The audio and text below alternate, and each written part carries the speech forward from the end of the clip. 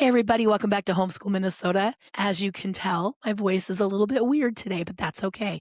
I'm excited to have our guest, and I'm powering through. My name is Dayle Annand. I'm the host today. Homeschool Minnesota is a podcast outreach of MÂCHÉ, Minnesota Association of Christian Home Educators. We're so glad that you're with us. So today I get to talk to Mary Van Geffen. She's the author and book of Parenting, a Spicy One. And I feel like if you know, you know what that means. I'm really excited to talk with her because I was sharing with her a little bit that, I had a couple of spicy, I had one particular spicy one, but I think all my kids in their own way were a little bit spicy.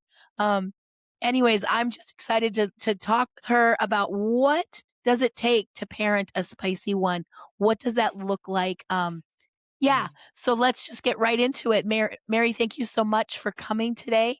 Can you tell us a little bit about yourself? Oh, yeah. I am the parenting coach for the spicy ones because I was a spicy one, still am. My mother was a spicy one, and I have raised a spicy one myself to the age of 21. I also have a mild child who Yeah. is 19. And there's something about having more than one kid where you realize maybe it wasn't all your stellar or your awful parenting. Maybe these folks come out of the womb designed a certain way by God to do their thing, and we need to take care of our own junk to be able to support them and encourage them and shepherd them and all the good things. So I have a book out called Parenting, a Spicy One, which is, the subtitle is important to me. It's a compassionate guide for raising a deep feeling and wonderfully strong-willed kid.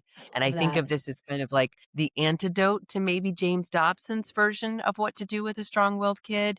We're coming from very different perspectives, but it is soaked in my love for Jesus, and um, I'm I'm feeling very vulnerable about putting this out there because it's just, you get all these stories one after the other of like, I'm on chapter 4 and I've been in tears and Oh, my yeah. parenting has changed. And it's interesting. It just feels a little bit like you're being exposed. There's also some very personal stories in here about my own upbringing. And I would call it memoir. I hope if you've read some of it, it's Yes. lots of tips and tricks and all that, but also story, because I Yeah. think we learn better from stories than being lectured at. I love the way you write because it's very like you did. I caught that it was very personal to you, but I love that it just brings it right down to just if you're looking for a book that gives you just the practical, this is a really good way to handle this situation. This is not a good way to handle this situation. This is the book for you. It's really good. And I love the approach that you have. It's very compassionate. It's very, um, it really builds a child up and Mhm. doesn't, make them feel like they're a problem. Um, let's Which is address hard first. with this kid. We It haven't really is. defined what a spicy one is. Should Yeah, I we was do just that gonna for a ask you, second? tell us what this defines spicy one, and how do you know if your child is a spicy one? Well, I have 2 ways to answer that, and one is your spicy one is a child that you feel like needs something you don't have the capacity to give. What? So, sometimes we are just floored by, "I don't know how to be what this kid needs, and maybe I'm part of the problem of our combustion or our lack of effective learning," whatever it is, and so that's a spicy one. And so your spicy one might not be as tough when I'm in the room with them. And Yeah, that's okay because there's something happening between, I don't want to say the chemistry between you. Normally, it's really more your childhood wounding is showing up. yeah, And the way you were parented and some of the beliefs you have are knocking against this kid. But a more concrete way to define a spicy one is temperamental, is that they are, their temperament is very intense, inflexible, fierce, and loud. They negotiate with adults hard right up until the point where they realize maybe there isn't any give in this, and then they melt down dramatically and what's the word I'm looking? Cat a catastrophe. castrate themselves, like, just yeah, just throw themselves on the ground. Oh, yeah, no, I was trying to say catastrophe, but I like that you changed it to castrate. All the above. Yeah, Their emotions are so big and so contagious that you find yourself walking on eggshells or making things worse. And so the regular parenting advice doesn't really work for this kid. The research shows that they're a little bit like orchids when it comes to parenting style. mhm, They can wilt so easily, or they can like bloom incredibly, whereas a average kid is not as impacted by a parenting style Mhm. as this spicy one or a strong-willed child is. They don't do well with punishment because they are so allergic to shame, and they really want a need f they have a high need for power and control, and that's not a bad thing. That's a No. thing that any leader or, Enneagram 8, if you're into that, like, it's the type of person who wants to make an impact on the world. It's the social activists, it's the, entrepreneurs, but that kind of child is exhausting to parent, especially when you might have some outdated beliefs about what your job is as a Yes. Yeah. So let's start here. I like to look at things. I think every child, God created them uniquely, gave them the personality that they needed. Well, and that you also need it as a parent. Sometimes, you get that one because God's working something out in you and healing you through that child, right? So, what are some positives of having a spicy child? Oh my gosh, if you take the cover off my book, the board cover, I list over 80 different beautiful words. They are affectionate, they're animal loving, they are artistic, they're Yeah. assertive, they're authentic, they're bold, they're brave. I mean, I can keep going in Compassionate, alphabetical order. loving, they're the ones that They're old bring souls. the They're color into the poets. family. Sorry, yeah. Yes, they bring color to the family. They give you a perspective you never would have had without Yeah. them because they think differently. And they tend to be sort of gifted in one area where you're like, wow, you've only been Yeah. on the earth for 8 years, but I think I'm going to let you take the lead on this. And then wildly deficient in another area where you're Yeah. like, how could you? What, don't you care about other people? Right. Like, so Yeah. it's a little uneven and dichotomous and disjointed, but they are here, I believe, to Yeah. help you work through stuff you haven't had to. I mean, you could Yes. have an amazing corporate job where you always score so high, and then none of those skills work with this kid. I Yeah. mean, this is leadership, this kind of parenting, obviously, but there's some stuff that's maybe not intuitive. And so if you were not allowed to express yourself without it capsizing the ship of your family and where you felt responsible for other people's emotions or happiness, you're going to really struggle with a spicy one. And Yeah. so they're bringing you this, like you said, this gift to now learn to love who you are as well as who they are, because it's really hard to skip to be like, I hate me, but I'll just be kind and compassionate to this kid. You can't really leapfrog over that self-compassion to get to compassion, Yeah. unfortunately. So there's a lot in this book about inner child healing and caring for yourself, and what is self-mothering versus maybe self-care, which gets kind of a bad rap, and how do Yeah. you show up for yourself, and how do you take captive your thoughts so that you aren't ruminating on some ideas that are not helpful to you or your child. Right, exactly, and we're gonna talk about the self-care thing towards the end of the podcast because I had a couple questions on that as a mom, as a Mm, parent, um, and we also did a whole series on self-care in this podcast, last summer. It was a seven-part series on what does the Bible actually say about self-care? What does God expect from us? And it mm. was very eye-opening to realize that Jesus had a lot to say about making sure that we are taking care of ourselves emotionally, spiritually, physically. Like, what He does would God let people stew in their leopardness so that he could go be alone for a bit and recharge because you Yeah, gotta he stay he had sustainable, right? boundaries, the whole thing, guys. It's all Yeah. biblical. Mm, Well, I'm gonna just link it to this one because I think it's love gonna that. be great. Okay, so let's talk about meltdowns. I remember being this is just a little story time with Dale Mhm. here. I'll settle Um, in, I'm excited. it's good. It's a good one. I had taken my children to a field trip. We were homeschoolers at the time. And one of my children had a meltdown on this field trip because it was just overstimulated, so much going on. This child was very in the throes of like not understanding what was happening. I might not have been as clear. I always tried to make sure that I was very clearly communicating what to expect. I may not have Mm, done that, or I did it and then we got there and it was completely different than what I had thought it was going to be. So my debrief was not even giving them any comfort or anyways, there was a meltdown. And I was standing next to another mom and she was watching my child completely melt down and me trying to deal with it in public. ugh. And I said, "Man, I guess some kids this just happens to everybody." And she looked at me and she goes, "No." And she turned around and walked away. And I was like, "Oh." Oh, I'm so sorry. Okay. But, that was eye-opening to me to surround myself with people who are gonna love me and my child no matter what, and who Mm. are not going to be judgmental, who are not gonna put shame on there, who are gonna understand that, there are just things happening. You as a parent, I'm not going to sit there and what do I do in that moment, So let's talk about It's not a meltdowns. remote controlled kid, it's just a Right. human They're having gonna a hard melt time. down, especially spicy ones. They're very high maintenance. But what are some common mistakes that parents make during a meltdown? And what are some ways that we should handle Well, public meltdown is like the It's the worst? triple crown of difficulty, right? Because you likely have a cavernous area where the sound is bouncing and some kids need a more contained area to come back to themselves. I Yeah. do want to say in my book, there is a chapter called The Judgment of Others because it is so hard to be your best self and to follow your values as a parent when you feel those eyes of someone like rolling their eyes or having something to say. And strangers are awful. It's really awful when it's your own family. Yeah. And a lot of moms of a spicy one deal with the judgment that they either caused or are allowing it. And we are notorious for having our elders say, well, leave him with me and he won't do that. And kind of Yep.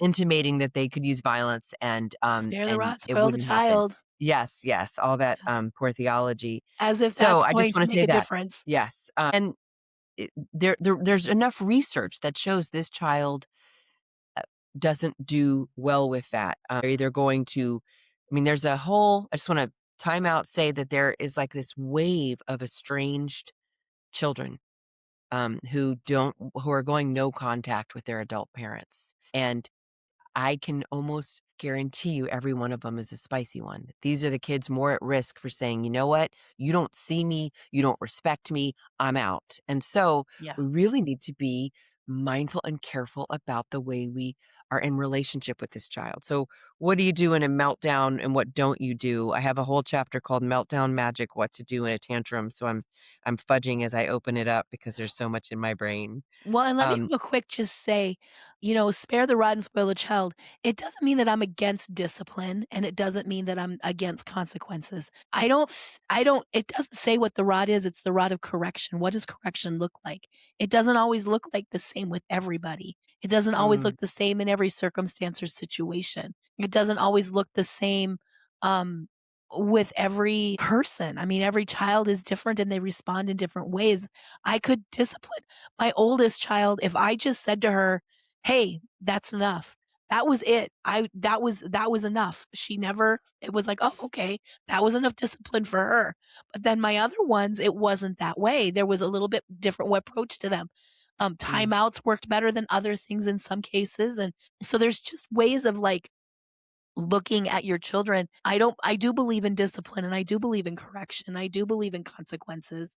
Um, Mary Yeah, doesn't, and let's Mary let's doesn't remember not that. believe in those things either. She believes in those things as well. Well, of course, my Yeah, my foundations are calm, kind, and firm. You need the absolutely. firmness. But let's define discipline because Yeah. when Jesus was disciplining, he was discipling. That's where the word comes from, right? Yes. And to disciple is to teach. And I feel like God bless us, but evangelicals really focus on the the part that is punishment. And punishment is the nuclear weapon of teaching something. And it Mhm, often doesn't work with where the brain is at. So mhm. we really want to try to spend like 85% of our effort in the teaching and the Yes. preparing and the affirmation and acknowledgement of when someone's doing well because positive reinforcement works with this kid. Mhm. So I just feel like sometimes we're stuck in this old paradigm of, oh, to get a new behavior, there needs to be some pain. Like we're dealing with like rats looking for cheese. And Yeah. this is a human. You actually don't have to be angry to discipline. You don't have to It's be, so much you better don't if have you're to make it, not. yes. You don't have to make it hurt a little bit. Those are all fallacies. And so, Yeah. but thank you Yeah. yes, we're the ones in charge, but Mhm. we aren't always in control of the Yeah. spicy one. And that's the hard part is that if you're in a culture or a community that's like a good mom has a well-behaved child, it's going to be Mm. hard for you It's gonna because be. You can do things before, you can do things after, and you can do things while it's happening. But in the end, this child is on their own journey. Yeah. So, and that can sound permissive, and I don't mean it that way. No, I mean, like, I wanna give folks freedom from thinking I'm only a good mom if I my get my kids kid to do school. this. Yes, yeah. So Thank you. meltdowns.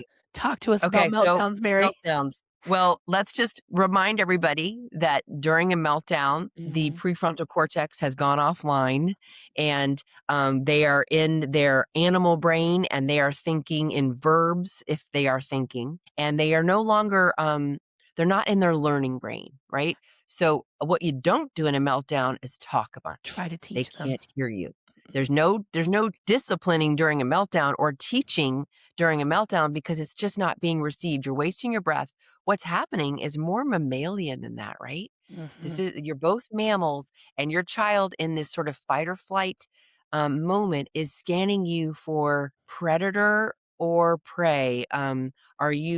Is there aggression in you? Does their body need to amp up more defense or less, right? So I want you to start with managing your own body, and just I sometimes call this being a sloth mom. Remember the sloth mom Yeah. in Zootopia? Sorry, the sloth worker at the DMV Yeah. at Zootopia. They were in a hurry. They needed stuff. It was and it always feels like that, right? In a Yeah. meltdown, like we've got to. It feels like you're in one of those sci-fi shows, and the everything's going to self-destruct. It feels that way to your body. So telling yourself this is not an emergency, and like that sloth DMV worker, slowing everything down. And that means taking a conscious pause, as I call it. And I think every parent educator out there is going to tell you, can you lengthen the time between what's happening and what your reaction is? So your best thinking brain and Yeah. maybe the Holy Spirit have time to like soften you and prepare you. So you want to cultivate that inner calm and an unaffected exterior. And this is a fake it till you make it situation. If your eyebrows are going, I once had was telling my son, like, we've got to go. And he said, I can't talk to you when your eyebrows are that high. Oh, And man. I didn't realize that my body was sounding the alarm. And that's a mild child. I don't know if my spicy one would have cared about my eyebrows, but that's like your daughter where you just give them a look. Yeah. This episode is not for those ones Yeah. where you No. just give them a look, right? Oh, yep. These are for kids who are impervious to your control, and Yep. that will matter later. Yep. That will be their hero story, right?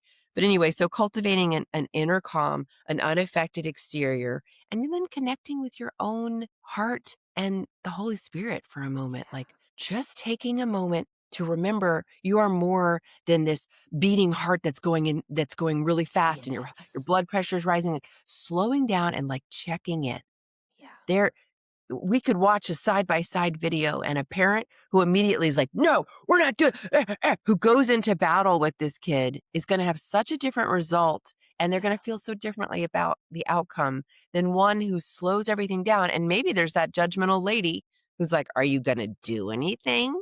Yeah, I am doing something. I am Yep. calming my system down. I'm slowing my breathing with long exhales so I can show up in my best self here Yeah. because you have to be the one holding the highest good for everybody here because you're Mm. thinking like, "Oh, I don't want to ruin this movie for everybody else or this experience, but also my kid is really struggling and I'm not going to be able to just there's no mute button, right?" Yeah. So, you're holding so much, so bring some slow compassion and just check in with yourself. And then you want to ask yourself, who's feeling upset here? Because often we go on the roller coaster ride immediately. They go to Mach 10 and we go to Mach 10, and then we're not the adult in the equation. We're just as bad as they are. Yeah. So it helps me to say, who's upset here? Oh, it doesn't have to be me. I Yeah. don't have to be upset because this child is. And gosh, have you ever witnessed one of those moms whose kid is struggling in the grocery store and they get down on the ground and they're speaking softly or they're not speaking. They're just petting this sweating kid who's not going to get the thing he wants. I'm Yeah. not telling you give them the thing they No, want. you don't give in. No, Mm-mm. you don't need to let meltdown is not going to change your mind if you know your because. So that's Mhm. another technique in the book is like, why Yeah. did you set that limit?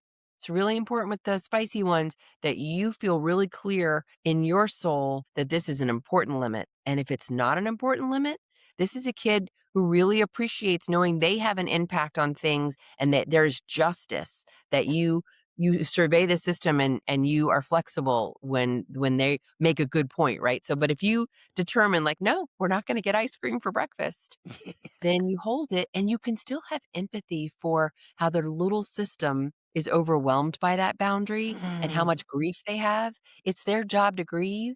It's mhm. your job to hold the limit lovingly, right? Yeah. So, um, there's also some metaphors that really help me, like using your holy imagination to imagine that you are something bigger and more expansive than a struggling mom in the grocery store, right? Yeah. And that will feel different, just like there are different bodies that can process dairy differently than somebody else. Your whole background is gonna say that you need something different than maybe the mom next door. Like, for some, it's that sloth mom metaphor. For others, it's like, "No, I am an oak tree with deep roots that go down into the earth, and I can sway during this child's Yep. storm." So, Just as you're like the hearing. Psalms. Yes, Yeah. exactly. Yeah. Yeah, and I like the, another metaphor is like being an emotional doula, like somebody who's like, I'm going to help you deliver this, but it's not mine to deliver. Like Right. there's a lot of like, we don't have to fix this. Yep. Obviously, if you want to try and move your child to a private place for the benefit of the community. But sometimes you can be in a car and this kid is screaming for 45 minutes because Yep. they thought they were going to get a popsicle, and then you take them out and everything's different when the sunshine hits them. So you Yep. kinda have to play with it. It's gonna be different for each other. But I do want you to arrange your body as if you're on the same team as your child. Take note of, is your lips tight, and do you have are your palms, like, clenched? Soften everything. Be on the same team. Tell yourself, "This is not an emergency." Get a low to the ground posture. Get close. Unless this kid is like, "Get away from me," then it's okay. You're not a Mhm. good mom because you stayed right next to a struggling child. They Yep. might need some space, Yep. and that's okay too. Sometimes you might need to narrate it for your family. Everyone, uh, Johnny's having a hard time right now. I've got it handled. Um, no, thank you. I don't need your help with this. I've got it. Like letting them know ahead of time you have a plan, all that. But sometimes you just got to let them get through the tunnel of their emotions to the other side. Yeah. Yeah. What has worked for you, in on the ground? You know, what worked for me was that just pulling them aside, giving them space, um, talking them through it if they needed me to, letting them know that I love them, but this is not gonna, just in the moment. And then as they calm down, say, I just need you to know that I understand you're disappointed. I understand you're frustrated. You are still not going to get what it is that you're wanting.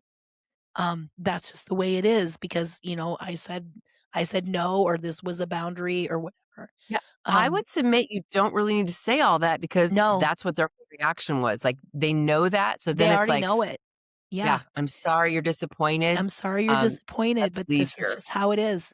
And, Yeah. yeah, and so, and then also as they get older, one thing that I did was just coping mechanisms, teaching them just how do you handle disappointment because you can't be 27 years old and having a meltdown because things aren't going your way, and Yeah, so and the we need beauty to. is child development takes care of a Yeah, lot of that, it like, I mean. does. But when they're 4, you're like, "Will they always be like this?" Yeah, When I they're know. 8, will they always be. My daughter, it was up till 10. Up Yeah, till 10, she would just get swept up in her emotions and say yep. things and act in ways and then feel great shame afterwards. Yep, and just say to And them, listen, like one of the things teaching them of when they can put themselves in a timeout and just be like, I need a mm, minute to go and just yeah, to learn. And then, and just say, you want me to come up and check on you in a few minutes or do you have this? Because mhm, sometimes they wanted me to come up so they could talk through it with me, you know? yeah. And Sometimes, like, a sometimes. physical state change helps, like, here's Mhm. a piece of ice to run along your neck, or Yep, here is a sour piece of fruit, yep, like a kind of a bookend to, a really emotional, yeah. outlet. Yeah. Yeah. You mentioned this before and I wanted to talk about this, but you talked about control and you talk in your book about connection over control. Can you tell us a little bit about, in those moments when things are getting spicy or they've gone from 0 to 60 in like 3 seconds, how do you prioritize connection over Mm, control? Because that I think as a parent, we immediately want to go to, I've got to control this situation. And sometimes that's a good thing because maybe they're going to hurt themselves you're or right. hurt somebody else. Like if you're in a parking lot and they're mad and they're running from you, you've got to get Mm, control of that situation. That's not what we're yeah. talking about. Or when they're throwing things and somebody's going to get hit. That's not what we're talking about. We're talking about like emotionally keeping them, how do you get that connection over the control of like, I feel like that when you try to take control over an emotional situation, you're teaching your kids people pleasing, which is not good for Mm, anybody. And yeah. so I just want to know like how does God call us to have that connection with our kids? Mm. The connection is mostly going to happen before and after the Yeah. meltdown. I think we can, it's sort of like all bets are off during, during Yeah. a storm like Don't that. try to connect during a meltdown. Yeah. Just just the thing you're supposed to connect with during a meltdown is your own calm. You just need to be the calmest person in the room. And that is work in itself, right? Yeah. But outside of that, and what happens with spicy ones is you have less meltdowns, less defiance when you prioritize connection rather than, oh, I've got great control over this kid, right? And some of that is because of what's called the counter will, which is this idea that God has created us to be in community. And when we get input or direction from somebody we don't know, there's something that kind of comes up in us. Like Yeah. it's what protects kids from stranger um, getting in a van or whatever the myths are about what people are in danger from. It's this thing of like, I don't have any connection to you. Why would I listen to you? Yeah. And the spicy ones have it big. They're contrarian. They have oppositionalness in them. And I speak from experience. I am a spicy one. And so if I don't know you and respect you, why would I listen to you? Because the Amen. spicy one has more loyalty to their own soul than to whether or not what your agenda is as an adult, right? They Yeah. aren't sure you know what's best for them. Yeah. And I think sometimes we're put in positions where we're supposed to act like we always know what's best, and we're just making it up as we go along as well, right? So Absolutely. instead of you need to do this, it's finding like it's really important that you have special time with your child, one-on-one time where you aren't teaching them anything or dictating the play or reprimanding them. You're just enjoying their company. Yeah. You are watching what they do. If they're really into building Legos, you're just sitting without your phone and reveling in and delighting in what they like to do. And they look up and kind of notice you. And you might ask a question or two, and then you can say, where do you want to put this when we leave for grandma's house? Now you've connected, there's a moment where they remember that they know you and you know them. And now whatever you ask or request or demand is much more likely to happen. But when we come in and go, okay, you got to put this away because we're leaving for grandma's, you Yeah. forgot to connect before um, asking for correcting and so choosing that connection is like a little deposit in the investment bank of the relationship with this child, because you know that when you've had like a beautiful morning, it's more likely that kid's going to be like, sure, let's go, when they feel like mom is for me. And this kid seems to have amnesia where it's like the next morning we start over. We Yeah. start over because sleep is a separation on some level, right? And when Mhm. they go away to camp and they come back, they're fighting all the rules again. And so finding moments that they can expect we will connect with them before we try to control them. And there's research from the Gottman group, that they know all about marriages. They've figured out um, what causes divorce, like what behaviors. And one of the things they have determined is this 5-to-1 ratio, where you need 5 positive interactions for every 1 negative one to be in a marriage that is going to make it, assuming you have equal partners there. And Yeah. when you get out of that ratio, it begins to feel kind of hopeless. And so we, as the adult in the family, need to be creating those 5 times, because we get stuck in this place of like, are you kidding? You're doing it to me again. And when we are negative, negative, negative, the relationship kind of rots and we don't have that connection authority that this child needs from us. So we want to use things like the overheard brag, like, "Hey, babe, can I tell you what your son did today at the store?" Now, this kid, who's usually a troublemaker, is waiting for you to talk badly about them. But instead, you're saying, "He looked at our list and he was the one who got all the ingredients for the soup. He just went around. He was so helpful." Yeah. Now that's a positive moment where he's like, "Oh, you like who I am," because this kid kind of Yeah. thinks you don't like them Yeah. because they do a lot of things that aren't likable. Well, and they know it. That's the thing is that they know it.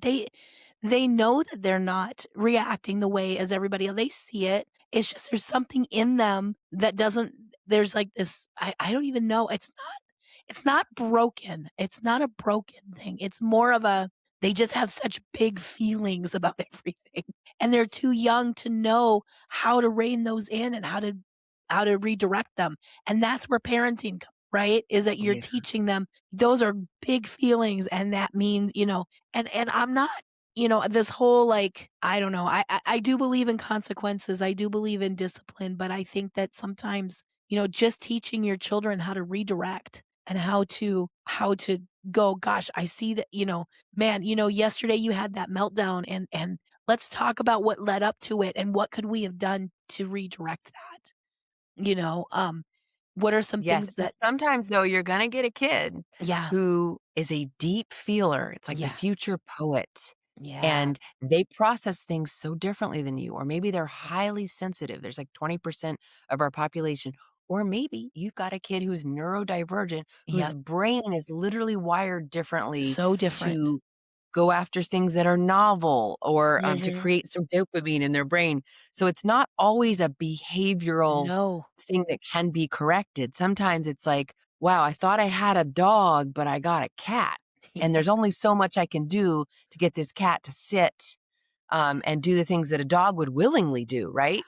So it's Absolutely. fine. It's an art, right? Because you don't want to be constantly mandating a behavior or a reaction to the world that this child maybe isn't capable of when there's all these beautiful things. Like I have literally saved my family from our house burning up because I'm like, does anyone smell that gas? Nope, nobody smells it. Or, wow, I hear that that engine must still be on. What are you talking about? Don't you hear it? Oh gosh. So like I am Yeah. processing all the stimulus at a much more deeper level than my husband, and all the conversations he could have with me would not stop the fact that I am much more overwhelmed in a loud, chaotic environment. And when I'm out of my schedule, Yep. than he's going to be. And Yeah. nobody, and my mom tried. You can't discipline that out. So I Mm-mm. just say that to so that moms aren't banging their head on a wall that can't Right. be moved. Yeah, exactly. As friends and family, what can we do to support the parents of a spicy child? What is it that we can do to come alongside them and in a like at Thanksgiving or Christmas. Christmas Mhm. is a big one. Like family gatherings tend to bring on that chaos and that Yeah, they do. meltdown and that big feelings and big emotions. What is it that we can do as a family, as friends, like at homeschool co-ops, field trips?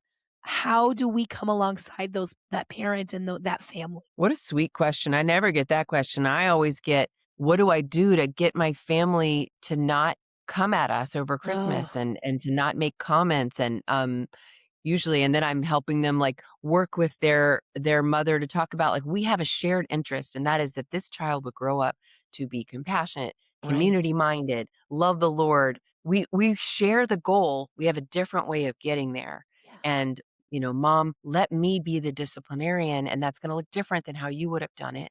Yeah. But if it's too much for you, give me a nod. But mom, I want you to be the fun one. Yeah. I don't want you, like having those conversations ahead of time are so important. Mhm. Um, if you're a family member or a co-op member who's like, oh yeah, I know exactly who the spicy one is. They're the loudest in the group, and we all have to stop.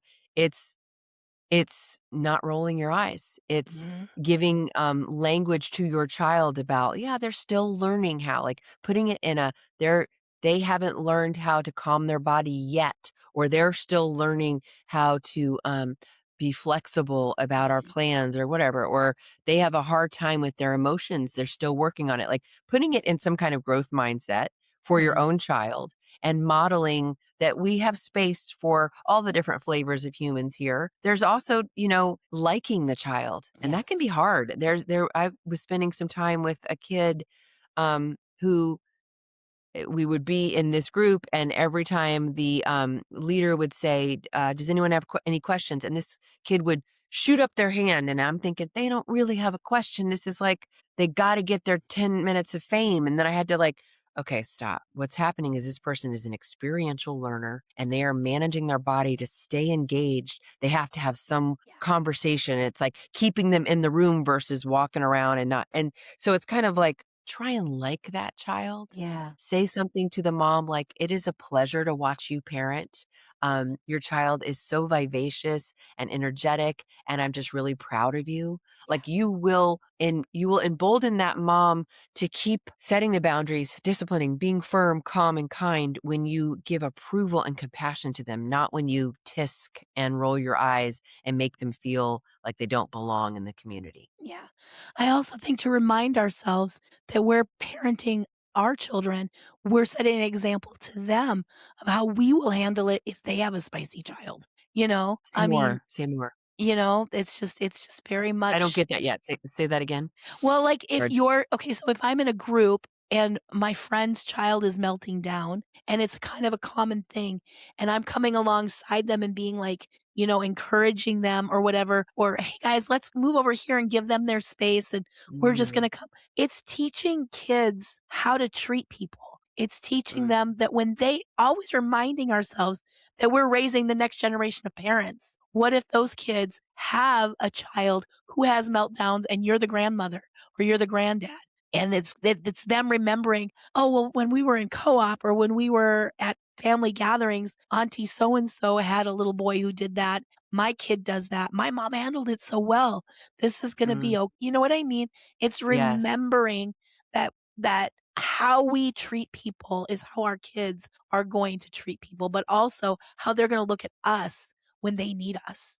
And, I And think in the f that's a great concrete, tip to give the people space. Move Yeah, away if you can. yeah, Don't stare at them because a spicy one melting down, looking around, seeing eyes on them, yes. the shame It's overclouds their worse. reasoning. Yeah. I've gone to a grocery store or a Walmart or a Target where a mom is trying really hard to deal with a meltdown, and even just walking by and going, "You got this, mom. You can do this." I just think Yes. that just does wonders for that poor mom who already is Yeah. like, "Oh, why Yes. now? I just need to get out of Yeah. Target or whatever." And it's like just I saying to I her, "You and got it's hard this." because some parent-child duos do not want our comments even when they're positive. It's hard to know what to do. I It have said is. before, when a child is crying and the mother looks visibly angry Yeah. and like she's really mad that I say, shopping's so hard, isn't Yep. it? Yep. Just reminding her like this isn't the most child friendly area. And if you have a spicy one, they can do about one or two Yeah. errands. And then you push it to that third one, that's on you. That's it. Yeah. What are the warning signs of burnout for a parent, um, that the parent can notice for themselves, and how can they change that in the moment? And what are ways that we can see it in our friends and family, and we can come alongside them and maybe give them a little bit of a break? What are some things we should look for? I mean, I'm not a specialist on burnout, but I Yeah, would say that when it comes to a spicy one, it's not liking them. And yeah, that's where I was. My low point was like, I don't like this kid. I know I have to love them and I do, but I would never hang out with this child. And when yeah, you're talking S about your kid, when you want to go around and tell people, like the other day, a mom was like, "Oh, I'm so excited for your book." She's like, "Can I tell you what my kid did? He came home from hockey with one skate, and there was such venom, and I was like, yeah, So this mom is struggling." When you want to tell people how awful your kid is and kind of make a case for how hard they are, you're yeah, in burnout yeah, because this kid actually needs you to be a PR agent for them. They yeah, need you to do your work to like them because you're the only one put on earth to like them. And Exactly.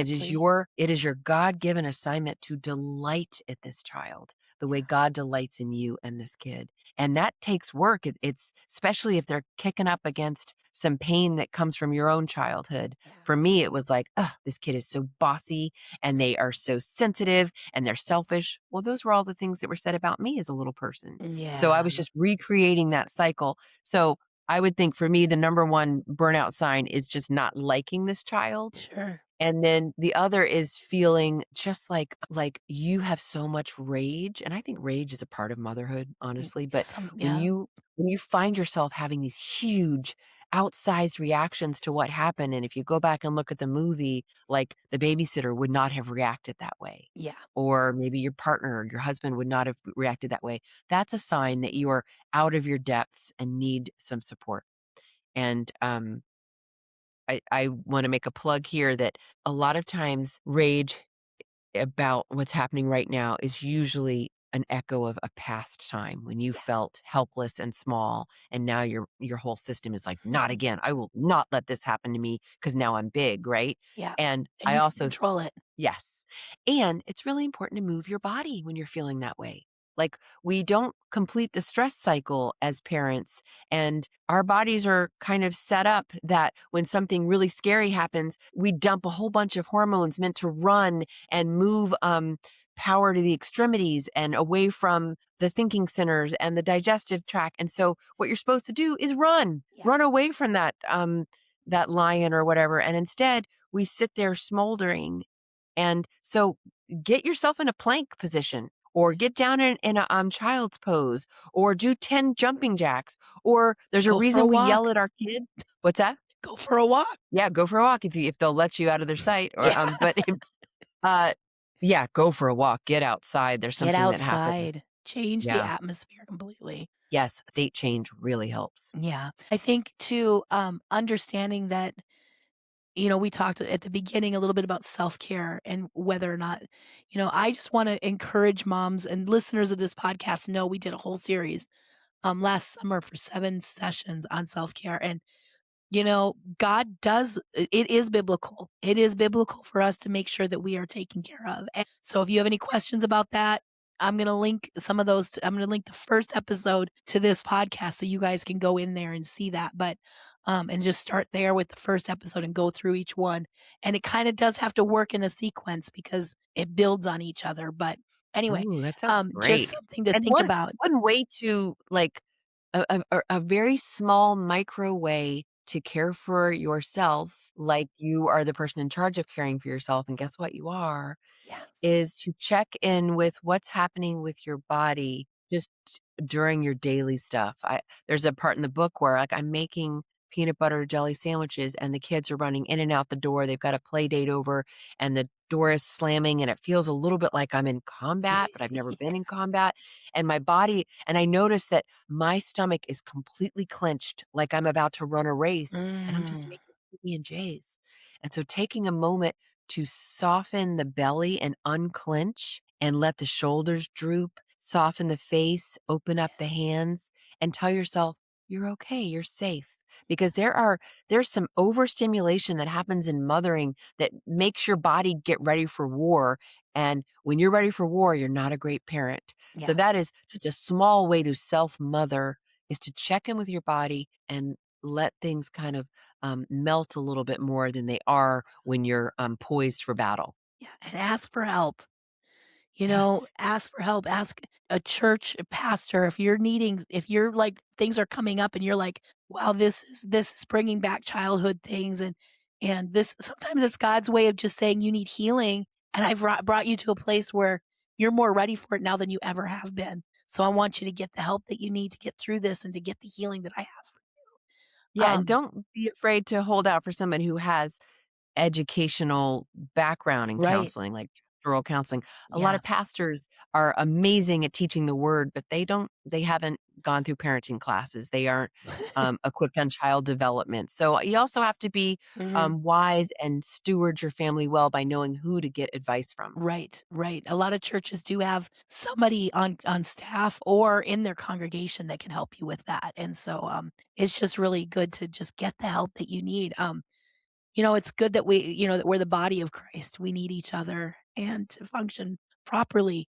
Um, so one last question. What's one thing parents can do today to improve their relationship with their spicy child? I would say pursue them in a way that has no agenda. So that might look like, where is my Yaya? I Yeah, haven't seen Yaya in 10 minutes. I need to hug my Yaya. yeah, Running through the room, looking for, yeah, there you are, and just hugging them. And yeah, just because they're so used to being, going after you and needing from you and being like having bigger needs than you can yeah, fill, they feel that I don't know, that system of they are too much. They know that. So you pursuing them or going and finding them and saying, "Ah, I am so proud of you. I love that you are kind to your friends, or yeah. I see you working so hard. It's incredible to see your inner fire," and naming the things about them as if they are good, and they are good. So So good. pursuing them, going towards them because it feels like they have a hole that will never be filled. It's actually not true. They're just always coming after you to get what they need, and you're ducking and trying to find cover. Yeah. Well, gosh, Mary, it was such a great time with you. Thank you so much. I can't wait for this to come out for families to get access to your book. Everything we talked about, guys, is in the description of this podcast. So you can find a link to Mary's book, to all the things that we talked about here. I'm super excited for you guys to get a handle of this and to just really start pursuing what it is God has for you with your relationship with your spicy child. Mm. Yeah, thank you so much for being part of today, Mary, and for just taking time out of your schedule to talk with us. We really appreciate it. It was wonderful. Take All right. care. We'll see you all next time.